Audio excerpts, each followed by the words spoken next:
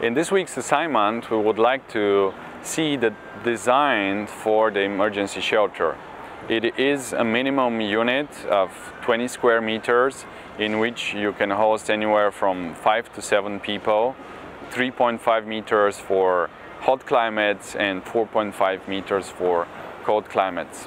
This is the week of the schematic design, so we really want to see the first ideas. We really want to see you innovating. Don't worry about the final design, don't worry about the details, don't worry about the fancy presentations and beautiful renderings.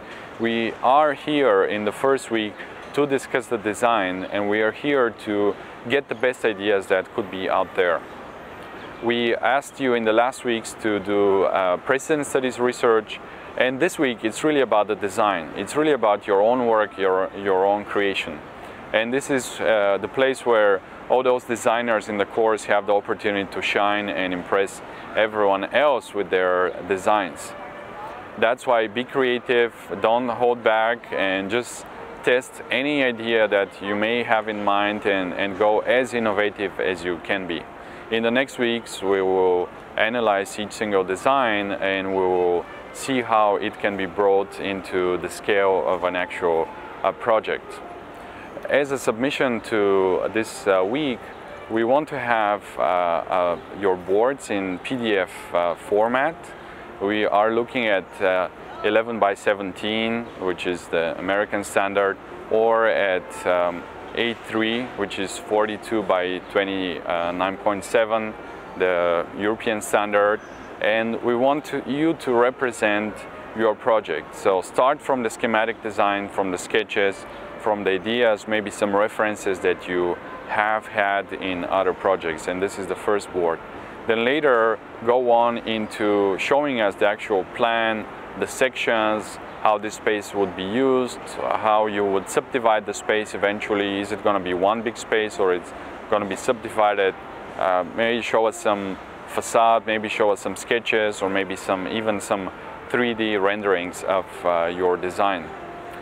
Work with different materials and explore geometries. Now, there are a number of construction techniques today that are available, and we don't have to hold back to the usual boxes and the usual prismatic design. You can design something that is really unique as a geometry and very powerful, that would give sense of identity to these people, and use complex geometry, because the fabrication techniques that are available nowadays, they don't distinguish whether it's a simple or a complex project. Everything could be done with prefabricated techniques and machines and robots that could build almost anything. So that's why I invite you to go out there and explore and experiment and show us something impressive by the end of this week.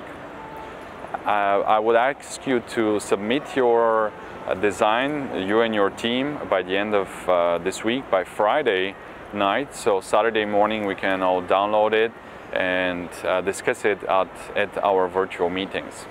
This way, Saturday you'll get feedback on your design, you can work on it and then resubmit it on Sunday for the peer-to-peer review. The idea is that you learn from the professors in this course, and we'll give feedback on our forum and during our virtual meetings, but you also learn from your peers, and that's why we have the peer-to-peer review. This is it for week 3. Let us know if you have any questions, and I look forward to seeing your work on Friday and to discussing with you on Saturday morning. Have a great week.